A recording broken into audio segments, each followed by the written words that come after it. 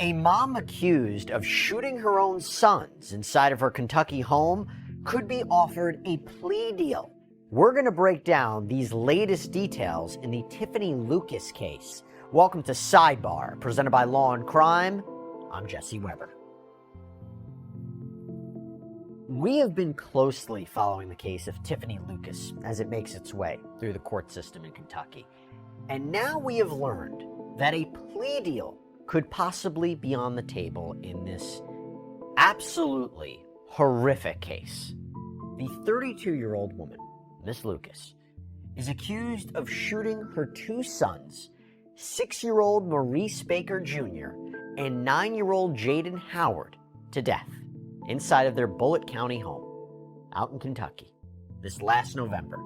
And you know what makes this just so incredibly eerie and chilling is that just days before this, Lucas had seemingly posted photos of herself and the half-brothers in Star Wars costumes for Halloween, smiling, none the wiser.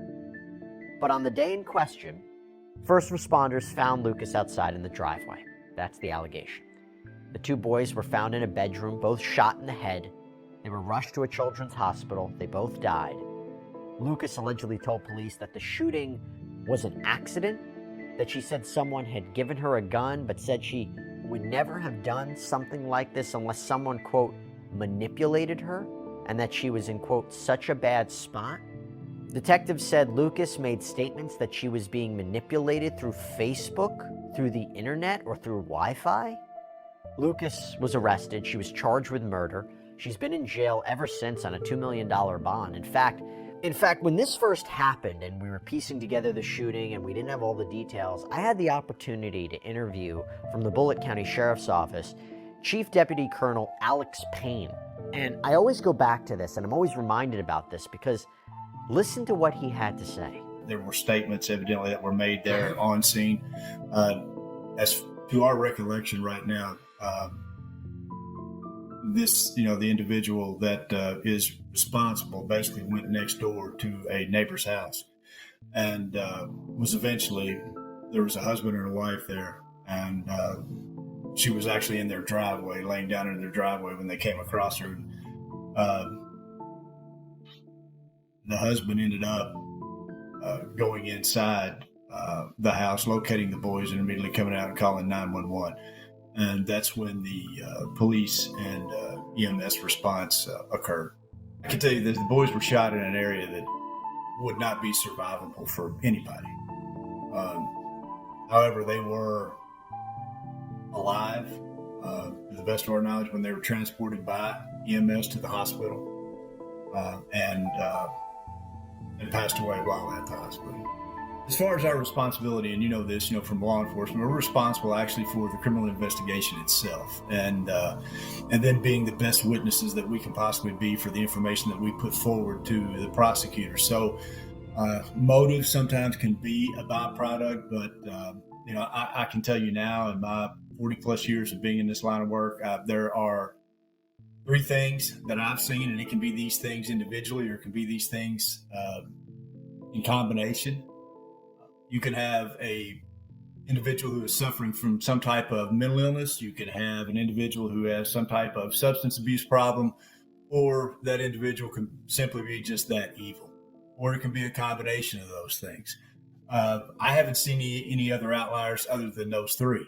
And so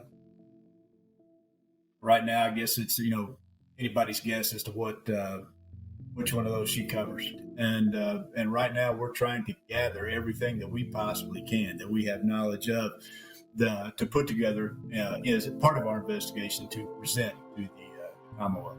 Hey everybody, so this episode of Sidebar is sponsored by Truthfinder, and it makes sense since we cover a lot of stories like the one we're covering now, where we ask ourselves, how well do we really know the people in our lives? Well, Truthfinder is a service that can maybe provide some answers because it's one of the largest public records search services in the United States. You go on the website truthfinder.com and you type in a name, and within minutes and a paid subscription purchase, you can access unlimited reports that could include information like phone numbers, location history, criminal and traffic records, including possible arrests and criminal convictions. Also, if you type in an address within the report, it shows you registered registered sex offenders in that area, which honestly is just kind of wild to see. So whether it's researching new dates or friends or reconnecting with people, Truthfinder is a great tool. And right now, you can get 50% off of your first month of confidential background reports at truthfinder.com/LC sidebar.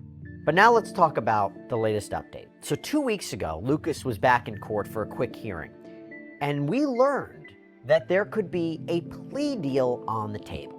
Now, to be clear, there's nothing official yet. But during a hearing on Monday, a motion for mediation was filed, and that means that the prosecution and the defense will come together, usually to try to hammer out a deal. It's voluntary, by the way. And the prosecutor told local media outlets that this will give each side the chance to see where this case stands and decide if this is a case that can be put to bed now or if a trial is necessary. Commonwealth's attorney Bailey Taylor said, if all parties are not on board or we reach a roadblock that we can't get past, it's not a binding mediation. We can call it quits at any time. And remember, Taylor previously said that Lucas was, quote, looking at, of course, as a capital offense, possibly the death penalty, but we have not notified the defense that we were seeking the death penalty at this time.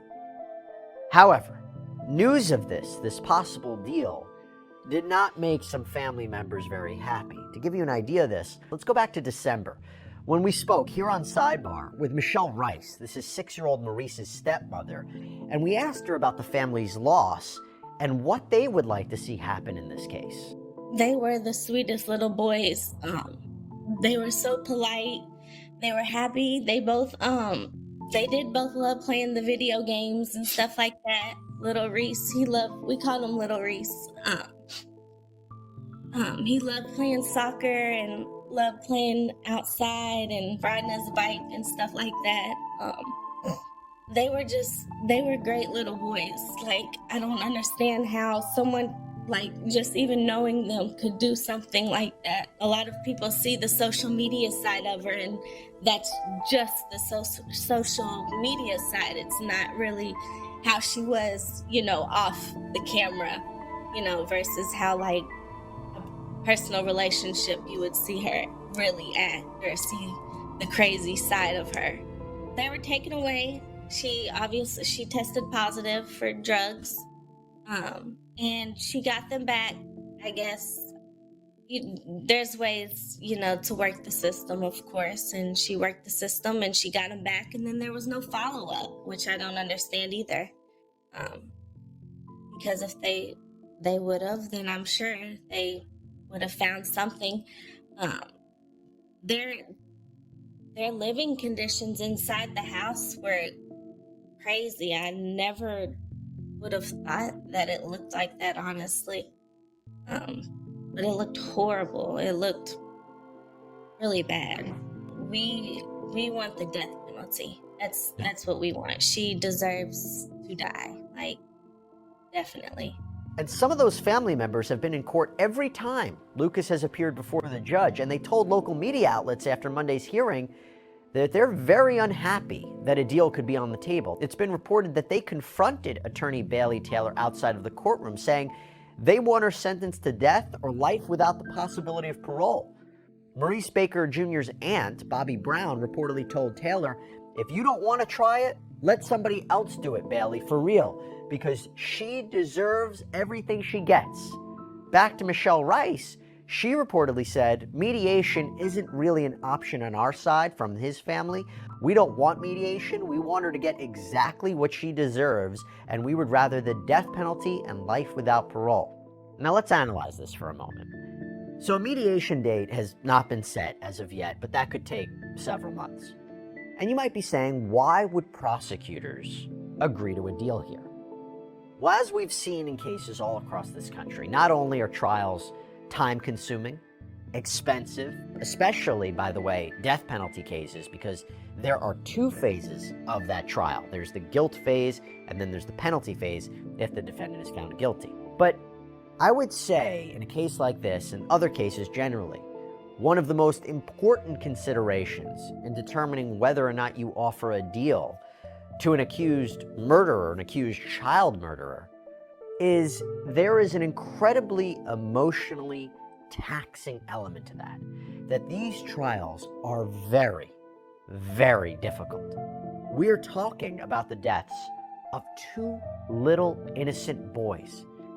The idea would be, if we can save a jury and the boys' family members from having to hear about how these boys were shot, the autopsy photos, the medical examiner testifying, if we can spare everyone the pain of that, then that is a major factor in trying to not have a trial.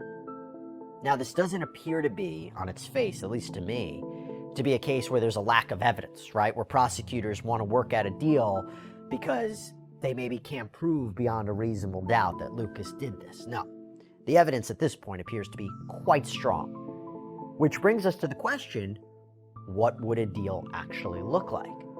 Well, would it be you agree to plead guilty, and in exchange you get life in prison and the death penalty is taken off the table? That is certainly a possibility, although you could also say, why don't we just try her and take the death penalty off the table? Would it be life in prison with the possibility of parole, a move that would be highly controversial given the circumstances of this case? And can you imagine the backlash from the family?